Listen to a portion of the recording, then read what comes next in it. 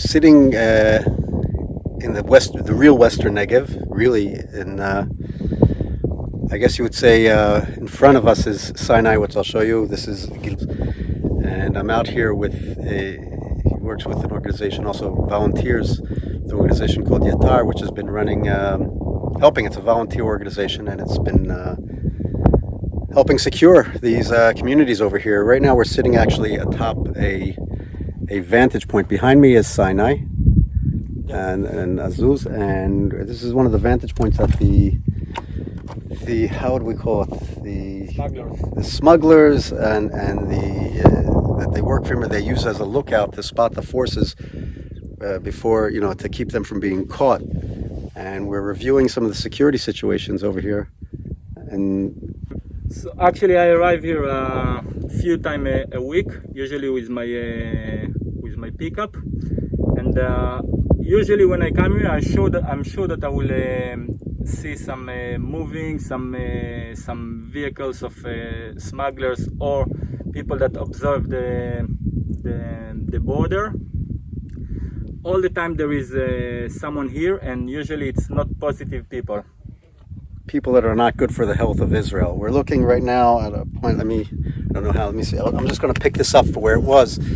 So here we saw where they made a makeshift map of the area so that they can report to the people to what's going on, because they're with phones across there. You have to remember, when we're talking about smugglers, fine, there's a lot of different things, but there's also on the other side we have ISIS, all sorts of nice folk who have also been smuggling in weapons and so on, and was brought out here basically to help consult at how to secure the area, not just to secure it, but to prevent some of these things happening. We're going around with this is I guess you can see the vehicle that Yatar has donated to these guys, and they work in full coordination with the IDF here, with regional security.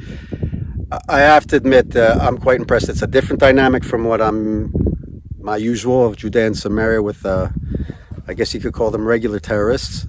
There are a lot of challenges here, and it's something that I'm honored, first of all, that the Yatar asked me to come down just for advice, for consulting on how to make these areas a little better. And you all know how sensitive I am to Rav Shatzim, these are the guys in my mind, and we're seeing a lot of things that they are lacking, and hopefully some of my experience will help them. But it's something. Again, you're looking at that Sinai behind us.